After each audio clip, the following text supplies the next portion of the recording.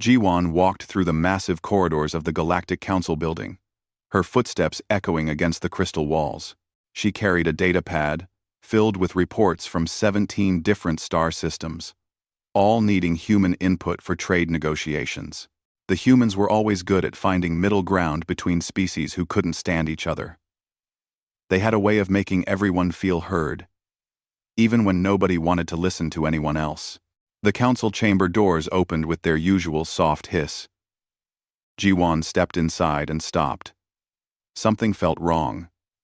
The air seemed too still, too quiet. She looked toward the human delegation section, a cluster of seats and terminals that had been occupied for the past 200 years. Empty. Every single seat sat vacant. Her chest tightened. Jiwan walked closer, checking the terminals. All powered down. Clean.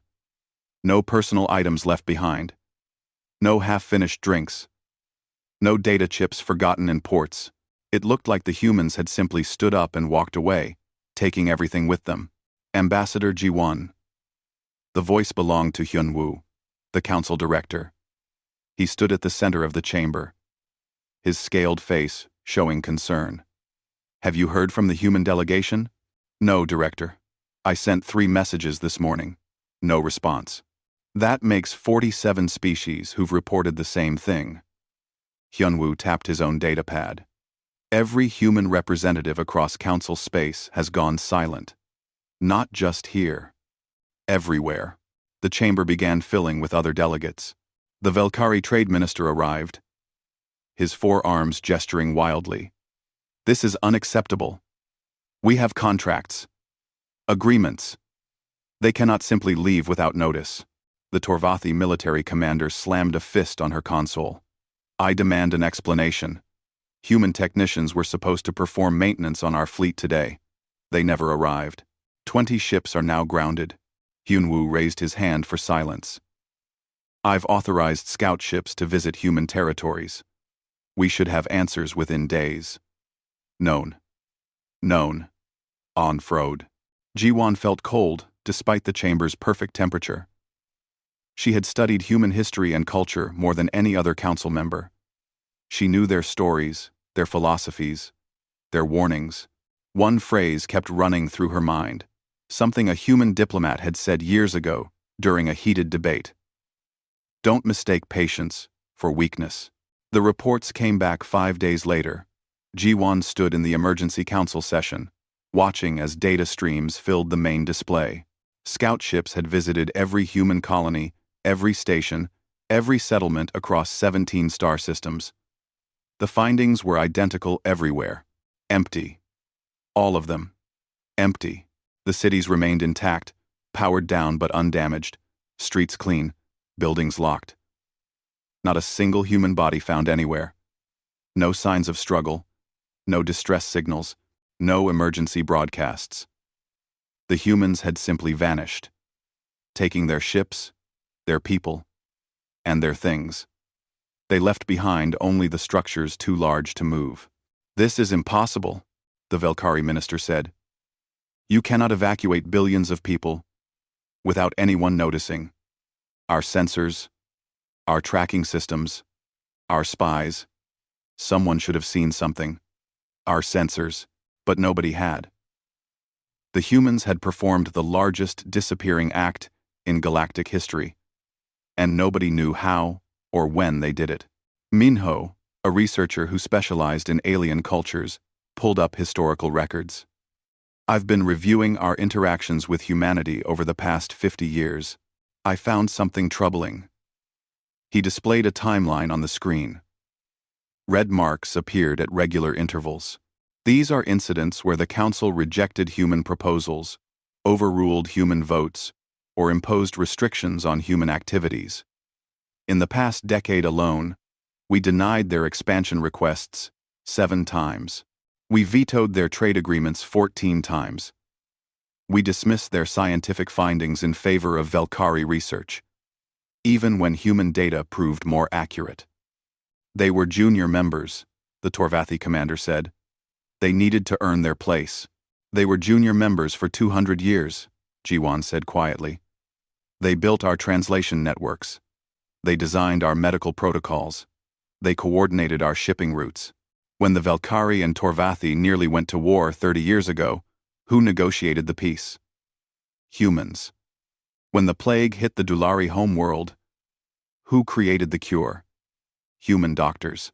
When our quantum networks kept failing, who fixed them? Human engineers. The chamber fell silent. Minho continued. I found records of human complaints filed with the council. Hundreds of them. Most were never even reviewed. They asked for equal voting rights. Denied. They requested representation on the military council. Denied. They wanted to establish colonies beyond their designated sectors. Denied. That doesn't give them the right to abandon their obligations, the Valkyrie minister insisted. What obligations? Jiwan asked. We never signed mutual defense treaties with them. We never guaranteed them protection or support. We simply assumed they would keep helping us, because they always had. A week after the discovery, problems began appearing. Small at first. A trade shipment arrived at the wrong station. A medical facility ran out of supplies because nobody knew how to process the ordering system that humans had designed. Communication between two species broke down completely because the translation software needed human maintenance. Within a month, the problems weren't small anymore. The Valkyrie trade empire reported losses in the billions.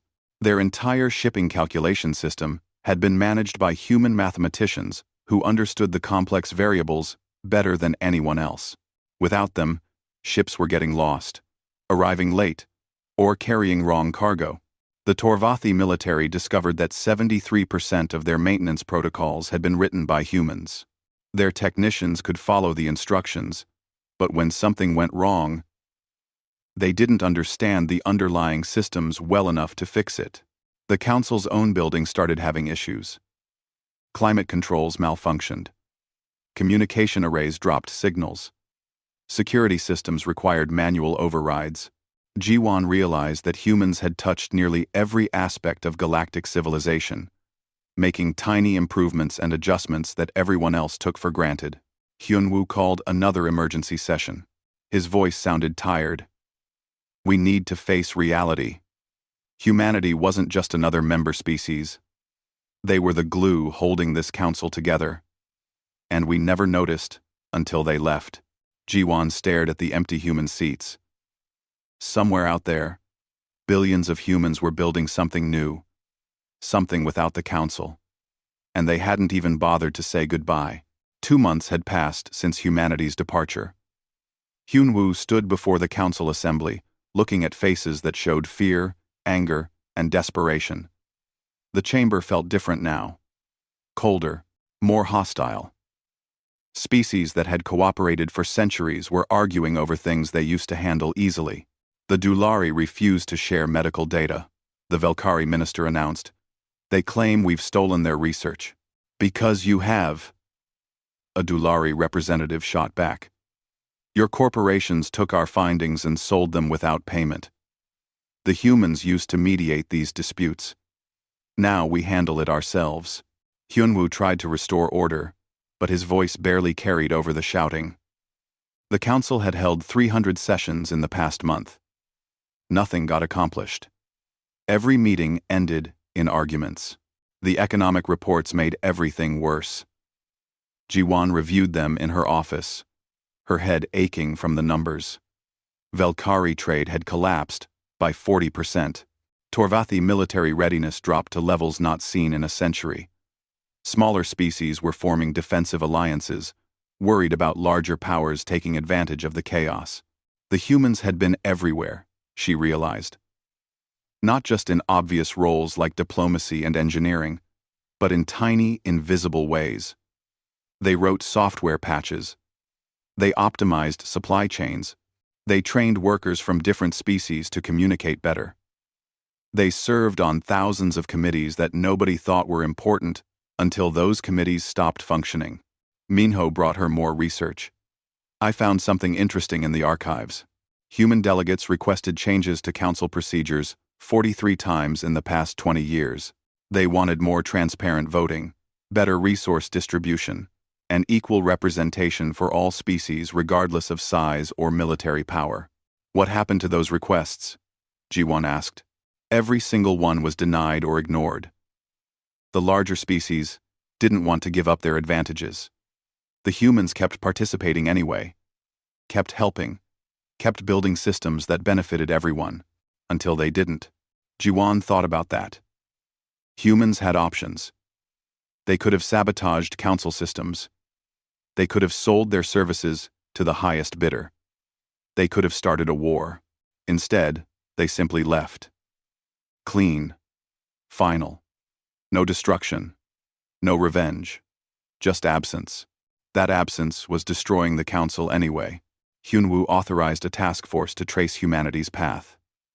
Ji-won volunteered to lead it, along with 3 others. Sumin was a pilot who had worked with humans before. Dae-hyun studied languages and had learned several human tongues. Nari served as a military analyst, skilled at tracking ship movements. They started at the closest former human colony, a planet called Nuhansong. The city stood empty but pristine. Power plants hummed on automatic mode. Water systems functioned perfectly. The humans had left everything working, as if they might come back tomorrow, except they wouldn't. Ji-won knew that in her bones. Dae-hyun found data fragments in a library computer. They left breadcrumbs, encrypted files that only reveal themselves if you know where to look. Can you decrypt them? Nari asked. Already done. The encryption was simple, almost like they wanted someone to find this. Dae-hyun displayed text on his screen. It's a log, dated 3 years before they left. It describes planning meetings, resource allocation, ship construction in secret locations. They were preparing for this exodus for at least a decade. Sumin stared at the data. How did nobody notice? We had intelligence agencies watching them. Because we were watching for threats, Nari said. Military buildup, weapons development, signs of rebellion. We weren't watching for an organized withdrawal. Why would we? Nobody had ever left the council before. They found more clues at other sites. A way station, where humans had modified jump drives to travel farther than anyone thought possible. A research facility, where they had tested new propulsion systems. A hidden shipyard that had built hundreds of vessels over 15 years. They were right under our noses, Ji-won said. Building an escape route while we ignored them. Back at council headquarters, things got worse. The Velkari and Torvathi had a border dispute over mining rights in a neutral zone. Normally, human mediators would have resolved it in a week. Instead, both sides moved military ships into position. Hyunwoo spent days trying to negotiate, but neither side would compromise. We don't need lectures from a director who lost humanity, the Torvathi commander said. Maybe if you had treated them with respect, they wouldn't have left. The Velkari held equal blame, Hyunwoo replied. We all took them for granted. Then we all suffer equally. The commander cut the transmission. Ji-won returned from her investigation with disturbing news. They didn't just leave our space. Evidence suggests they achieved technological breakthroughs we can't match. Their ships disappeared in ways our sensors couldn't track. They left behind research notes on quantum mechanics that our best scientists barely understand. Are you saying they advanced beyond us? Hyunwoo asked. I'm saying they were always ahead of us. They just never showed it. That revelation hit the council like a bomb. Species that had looked down on humans for 2 centuries suddenly realized they had been the primitive ones. The humans had shared enough technology to keep the peace, but held back their best discoveries. Why would they share with people who treated them as servants? 53 days after the departure, every council communication system activated simultaneously. The same message played across billions of screens, in every known language. A human appeared on screen. He wore a simple uniform with no medals or decorations. His face looked calm, almost bored. I am Captain Doyun of the Human Diplomatic Corps. This will be our only statement. For 200 years, humanity contributed to the Galactic Council. We built your networks. We healed your sick. We resolved your conflicts. We asked for little in return except respect and equal partnership. We received neither. You treated our patience as weakness. You mistook our cooperation for submission. You took our contributions for granted. You denied our requests without consideration. You dismissed our voices without listening. That is over now. We owe you nothing. We are done. Do not look for us. You won't find us unless we want you to. The transmission ended. No coordinates. No way to respond. Just silence. The council chamber exploded into chaos. Some species demanded humanity be hunted down and punished. Others called for reconciliation. The Velkari and Torvathi forgot their border dispute long enough to blame each other for driving humans away. Smaller species accused larger ones of arrogance. Hyunwoo watched his life's work crumble. The Galactic Council had stood for 800 years, maintaining peace across 57 species. Now it was tearing itself apart, and the one species that could have held it together was gone, with no intention of coming back. Jiwon left the chamber and stood alone in the empty human section. She touched one of the vacant chairs, wondering where its owner was now. Somewhere far away. Building something better. Living free from species who had never appreciated them. She couldn't blame them for leaving. She only wished they had taken her with them. 3 months after humanity's departure, the galaxy was falling apart. Jiwon stood in what used to be a bustling medical center on Council Station 7. Now half the equipment sat broken. Alien doctors from 6 different species argued over a patient they couldn't diagnose. The translation system kept glitching, turning medical terms into nonsense. A Dulari physician threw her instruments down in frustration. The humans knew how to fix this, she said. They understood how our different biologies interacted. I've been a doctor for 30 years, and I feel helpless. That same scene was playing out across the galaxy. The medical network was collapsing. Humans had pioneered most cross-species treatments. Understanding that what helped one species might harm another, they had written protocols, taught classes, and maintained databases that connected thousands of hospitals. Now doctors were making dangerous mistakes because the systems they relied on were failing. Hyunwoo received reports from every sector. The galactic translation matrix had crashed completely. Species that had communicated easily for centuries now struggled with basic conversations. The humans had written the core compatibility layers that let computer systems translate between fundamentally different language types. Without maintenance, those layers were corrupting. The Velkari economy was in free fall. Their entire banking system depended on probability calculations that human mathematicians had managed. Velkari experts tried to take over, but they kept making errors. Small mistakes at first, then bigger ones. 3 major financial institutions collapsed in a single week. Billions lost their savings. The Torvathi military faced worse problems. Their fleet maintenance system crashed, stranding half their ships. Weapons systems malfunctioned. Navigation computers gave wrong coordinates. Everything had been designed by humans or heavily modified by them. The Torvathi engineers could follow repair manuals, but when something broke in an unexpected way, they had no idea how to fix it. Even the council's voting system stopped working. The quantum security protocols that prevented fraud and hacking had been written by human programmers. Without them, nobody trusted the vote counts. Several species demanded paper ballots. Others refused to participate at all. The council couldn't make decisions because it couldn't hold legitimate votes. Jiwon watched species turn on each other like wounded animals. The Velkari blamed the Torvathi for being too aggressive. The Torvathi blamed the Velkari for being too greedy. Everyone blamed Hyunwoo for failing to see humanity's importance. We should have listened, Hyunwoo told her privately. All those requests they made, all those warnings they gave, we dismissed them because we thought we were superior. Most of us still think that, Jiwon replied. They can't accept that humans were more advanced. It breaks their pride. She assembled her small crew again. Sumin, Daehyun, Nari, and herself. They had one goal: find out where humanity went and what they were doing. The council authorized them to go beyond mapped space, following the trail humans had left. They traveled for weeks, jumping from system to system. The clues grew stranger. Empty research stations in deep space. Experimental facilities that had tested technologies the council didn't know existed. Evidence of massive construction projects in regions nobody had explored. At one station, Daehyun found research logs. He translated them slowly, his face growing pale as he read.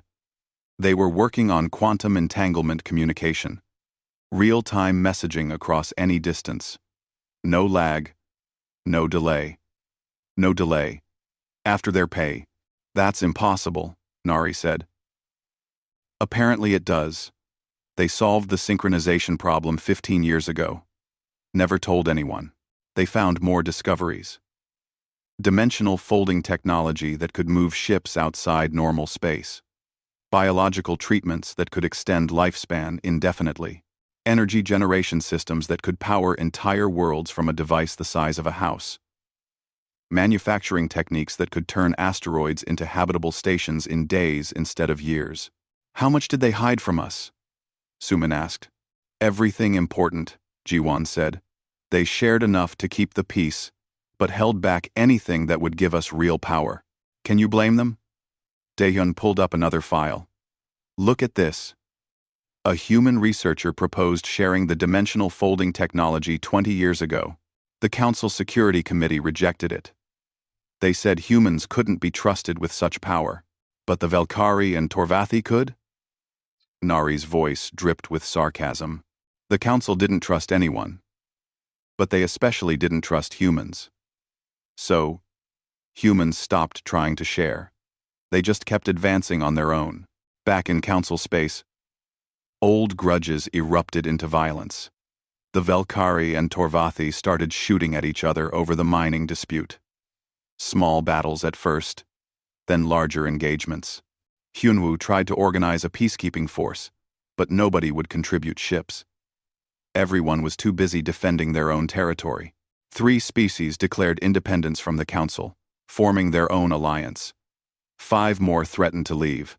The organization that had maintained galactic peace for 800 years was dying, and nobody could stop it. Jiwon's team pushed deeper into uncharted space. The star patterns looked wrong here. Space itself felt different, like they had crossed into a region where physics worked slightly differently. Their ship's sensors gave strange readings. We're not alone, Nari said, studying her tactical display. I'm detecting something massive ahead. Multiple contacts. Energy signatures that make our reactors look like candles. They approached carefully. What they found made Jiwon's breath catch. A structure surrounded a star. A ring of connected platforms and habitats so large it defied comprehension. Thousands of ships moved between the sections, designs she had never seen before. Clean, efficient, beautiful. That's impossible, Suman whispered. A structure that size would require more resources than 10 planets.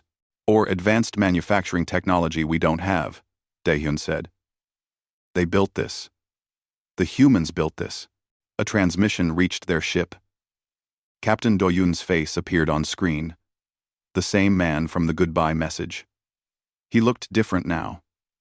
Younger, somehow. Healthier. The life extension technology, Jiwon realized. Ambassador Jiwon. We've been expecting you. You're persistent. I respect that. But you should turn back now. There's nothing for you here. We need to talk, Jiwon said. The council is collapsing. People are dying. Systems are failing. That's not our problem anymore. Millions will suffer. Billions, eventually. You can't just abandon them. We didn't abandon anyone. Doyun's expression hardened. We stopped carrying them. There's a difference. For 200 years, humanity held the galaxy together. We fixed problems, resolved conflicts, and maintained systems. We did it because we believed in cooperation and mutual benefit. But cooperation requires respect from all sides. We never received that, so we left. What happens now is the Council's responsibility, not ours. What about the innocent people caught in the middle? Species that had nothing to do with mistreating humans? They chose their leaders. They voted in assemblies. They benefited from human labor while treating us as lesser beings. Actions have consequences. The galaxy is learning that lesson now. The transmission ended. Ji-Wan stared at the massive structure, understanding the truth. Humanity hadn't just left. They had transcended. They had achieved a level of technology and organization that made the Council look primitive. And they had done it all in secret, right under everyone's arrogant noses. What do we do now? Suman asked. Ji-Wan took a long breath. We go back. We tell the Council what we found. And we pray they're smart enough to change before it's too late. But looking at the magnificent structure ahead of her, Ji-Wan suspected it was already too late. The humans had moved on. The galaxy they left behind would have to figure out how to survive without them. Ji-Wan's report landed like a bomb in the Council chamber. The holographic images of humanity's megastructure floated above the assembly, massive and impossible and real. Delegates from 57 species stared in silence at what humans had built. Then the silence broke into chaos. This is a threat. The Torvathi commander stood, her 4 eyes blazing. They have technology beyond anything we've seen. They could destroy us all. They already left us, Ji-Wan said. They're not interested in destroying anything. Can we be sure? That structure could house weapons we can't imagine. 2. The Velkari minister agreed. We cannot allow a single species to hold such power. It upsets the galactic balance. They must be brought under Council authority. Hyunwoo shook his head. You're not listening. They don't want to be under anyone's authority. That's why they left. Then we forced them to return. The Torvathi commander slammed her fist down. We assemble a fleet. We find them. We make them understand their obligations to the Council. Work. And if they refuse? Hyunwoo asked. Then we show them the consequences of defying Council law. Ji-Wan couldn't believe what she was hearing. You want to attack them? After seeing what they've built? That would be suicide. We outnumber them 57 species to 1. Our combined fleet is the largest military force ever assembled. They're just humans. Advanced technology or not, they can't stand against all of us. The vote came 3 days later. Hyunwoo opposed the military expedition with every argument he could make. Ji-Wan spoke against it. Several smaller species voiced concerns. But fear and wounded pride won. The larger species wanted to prove they were still in control. They couldn't accept that humans had surpassed them. The vote passed. 42 in favor, 15 against. Preparation took months. 12 species contributed ships to the coalition fleet. 5,000 vessels in total. From small fighters to massive battleships. The largest military force in recorded history. They called it the Unity Fleet. Though unity was the last thing the Council felt. Ji-Wan watched the preparations with growing dread. Nari gave her tactical assessments that made her stomach turn. If humans have the technology we saw, this fleet won't be enough. Not even close. But nobody wants to hear that. Pride, Daehyun said. They can't admit humans might be superior. It breaks their entire worldview. The Unity Fleet launched on a cold morning. Hyunwoo stood beside Ji-Wan as they watched thousands of ships disappear into jump space. He looked older now, exhausted by months of failed diplomacy. This is wrong, he said quietly. We're making the biggest mistake in Council history. Will you tell them that? I already have, hundreds of times. They don't care. They need to prove something to themselves, even if it destroys us all. The fleet traveled for weeks, following the path Ji-Wan's team had mapped. Communication came back regularly at first. Commanders confident, crews eager, everyone expecting an easy victory. Then the messages grew uncertain. Space felt strange in the outer regions. Sensors malfunctioned. Ships reported feeling like they were being watched. They found the megastructure exactly where Jiwan said it would be. The fleet emerged from jump space in a defensive formation. Weapons ready, shields up. 5,000 ships arranged in a pattern designed to maximum firepower and protection. The structure dwarfed them. It wasn't just big, it was incomprehensible. A ring around a star, with energy output that made their reactors look like toys, and floating around it, human vessels. Not thousands, not millions, just 12 ships, each one smooth and strange, looking more like art than weapons. The fleet commanders sent demands. Return to Council space. Submit to authority. Surrender advanced technology. The usual threats that powerful militaries make when they want to feel strong. Humanity's response came from Captain Doyun again. His ship appeared from nowhere, just phasing into existence next to the fleet flagship. The captain of the Torvathi battleship nearly fired before recognizing it was a communication attempt. "You came all this way," Doyun said. His voice sounded tired. "You saw what we built. You understand we've moved beyond you. And still, you make demands. Still, you threaten us. The Council has learned nothing. Surrender your technology," the Torvathi fleet commander ordered. "Return to Council space. Face judgment for abandoning your obligations." "We had no obligations. We were partners who chose to leave when that partnership became one-sided. You have two choices now. Turn your fleet around and leave with dignity, or attack and learn why humanity has always preferred peace. We're giving you the choice we were never given." End quote. "You dare threaten the combined might of the Galactic Council? I'm not threatening anyone. I'm offering mercy. Please, take it." The fleet commander ended the transmission and ordered an attack. 5,000 ships opened fire simultaneously. Weapons that could crack planets, missiles that could destroy moons, energy beams hot enough to melt asteroids. All directed at 12 human vessels. The human ships didn't dodge. They didn't flee. They simply stood there as weapons fire reached them and stopped. Just stopped. Frozen in space like insects in amber. Every missile, every beam, every projectile hung motionless meters from human hulls.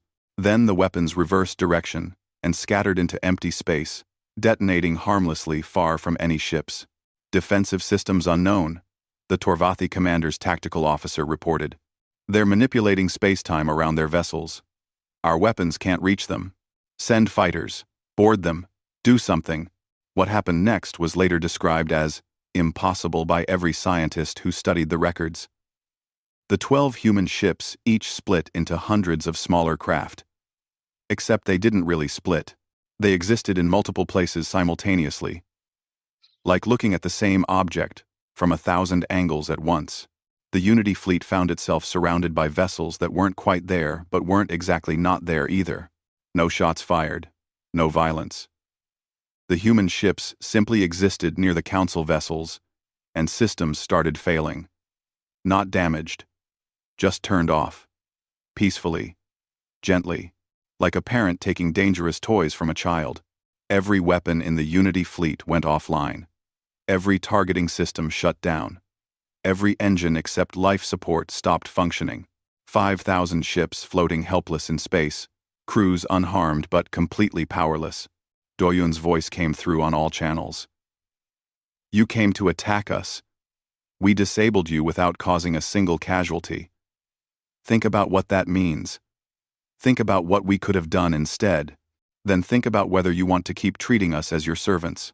Back in council chambers, Hyunwoo received the transmission.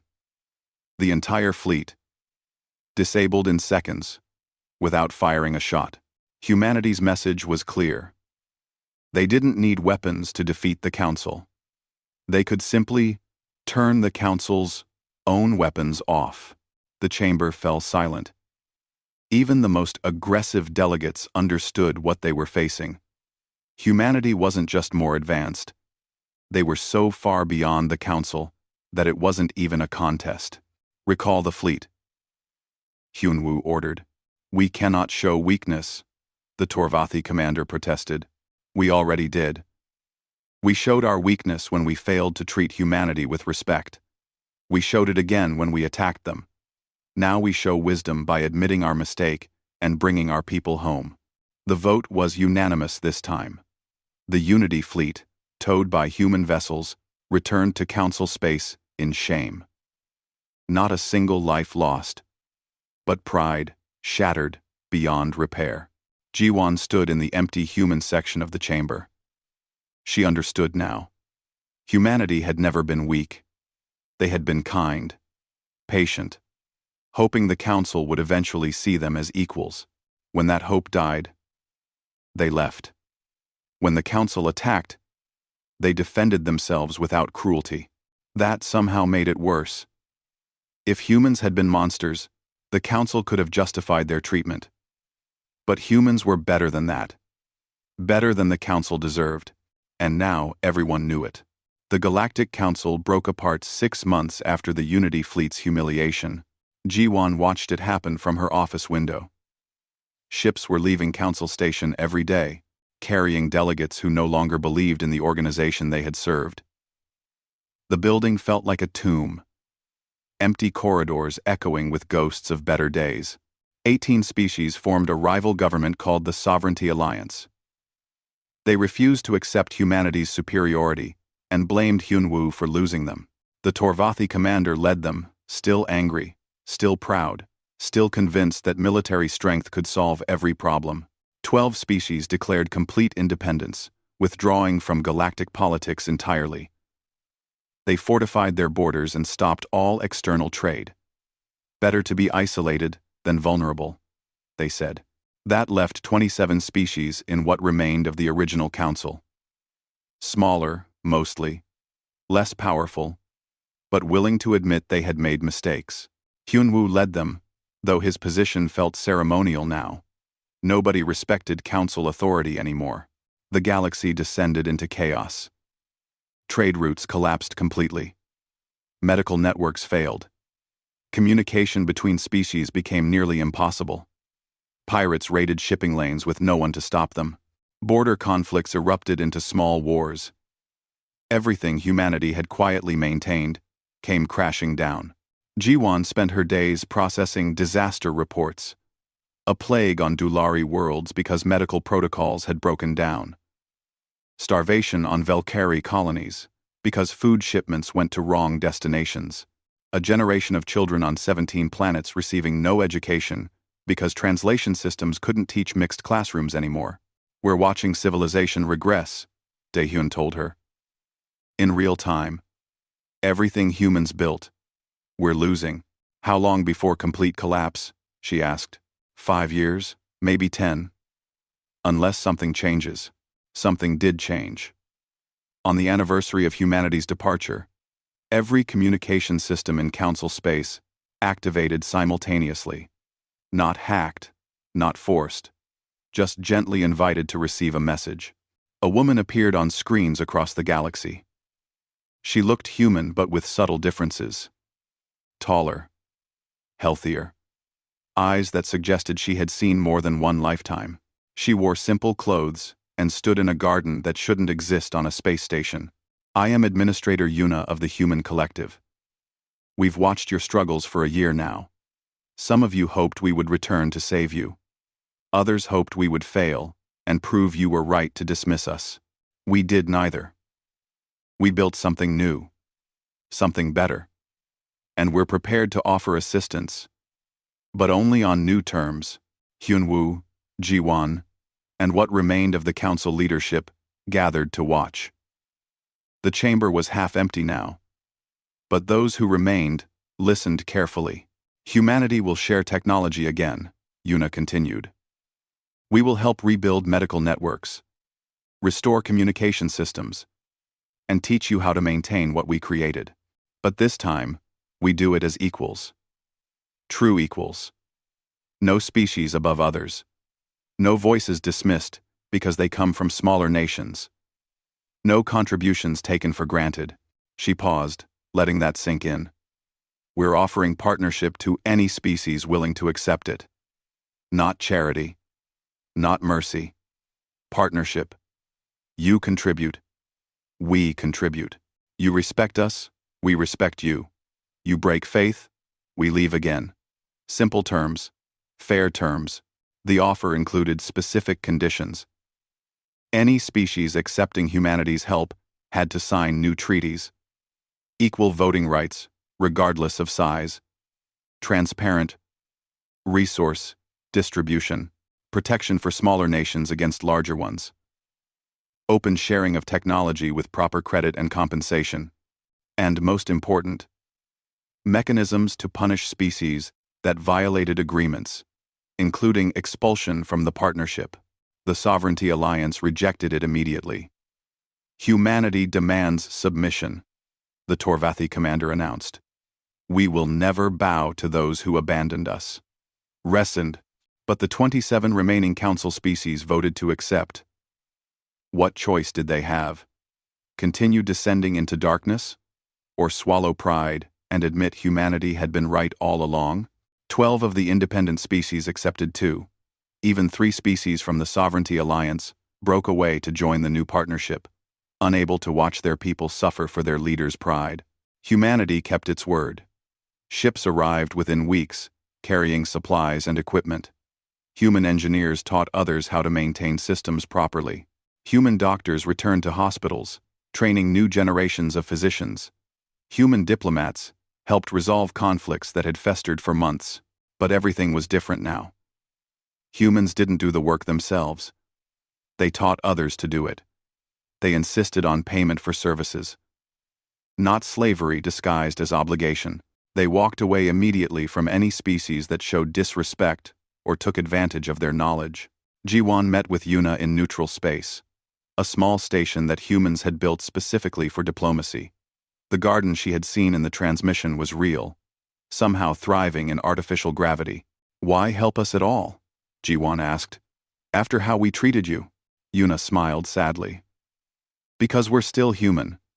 We still believe cooperation is better than isolation. We still want to see the galaxy thrive. We just refuse to be exploited while doing it. The Sovereignty Alliance will never accept this. They'll keep fighting. Wah. Then they'll keep declining. We're not punishing them. We're simply not helping them. They chose pride over progress. They'll live with that choice.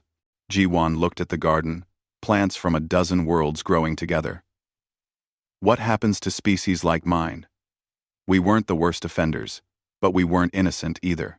You acknowledge that. That's the first step. Rebuild with us. Show your people that cooperation means respecting all partners, not just the powerful ones. In a generation, maybe 2, this new partnership will feel natural. And if we fail again, then we leave again. But this time, we won't wait 200 years. We'll go at the first sign of the old patterns returning. Consider that motivation to get it right. The years that followed were hard. The Sovereignty Alliance collapsed from internal conflicts, proving they needed humanity more than pride allowed them to admit. Some species eventually joined the new partnership. Others stubbornly isolated themselves, regressing technologically while insisting they were better off alone. The partnership grew slowly. 43 species eventually joined. They formed a new organization, smaller than the old council but healthier. They called it the Cooperative Assembly. Every species had equal vote. Every voice was heard. Decisions took longer, but lasted because everyone bought into them. Humanity participated, but didn't dominate. They had their own space, their own megastructures, their own projects that the Cooperative Assembly couldn't touch.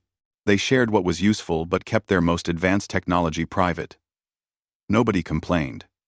Everyone understood that trust had to be earned, not demanded.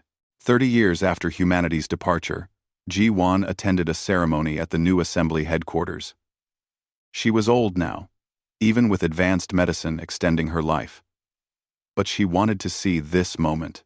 A young delegate took the oath of office. Her name was Jiwan, same as the older diplomat.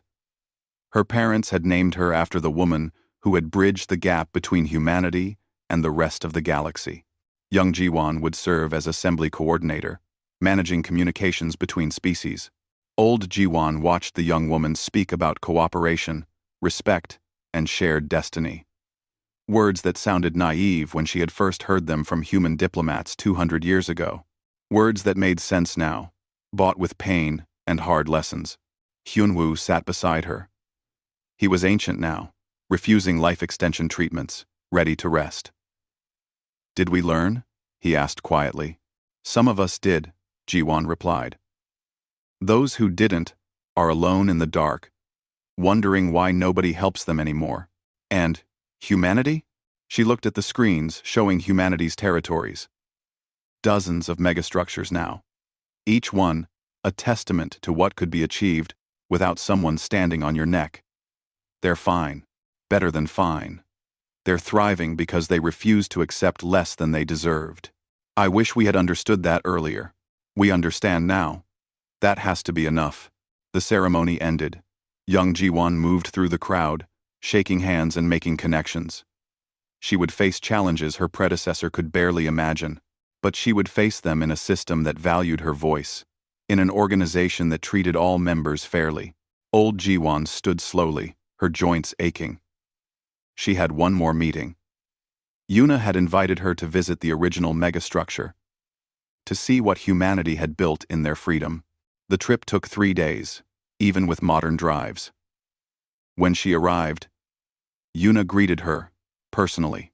They walked through gardens and workshops, past schools where human children learned alongside alien students who had earned the privilege of studying there, past laboratories where scientists from 7 species collaborated on problems together, past memorials listing every human who had died while serving the old council, never properly honored until now. "You built paradise," Jiwan said. "We built home," Yuna corrected. "Paradise would have been building this together, all of us, from the beginning. But you weren't ready then. Maybe now you are." They stood at an observation window, looking out at stars neither of them would live to explore. Humanity would reach them someday. Maybe with partners. Maybe alone. But on their own terms. Always on their own terms. "Thank you for not destroying us," Jiwan said. "When you left, when we attacked, you could have ended us. You chose mercy. We chose to be better than our anger. That's not mercy. That's just being human." Jiwan returned to assembly space with new understanding. Humanity hadn't departed to punish the galaxy. They had left to save themselves, refusing to sacrifice their dignity for people who didn't appreciate them. The Council's collapse wasn't revenge. It was consequence. Natural, inevitable consequence of treating partners like servants. The galaxy had learned that lesson. Painfully.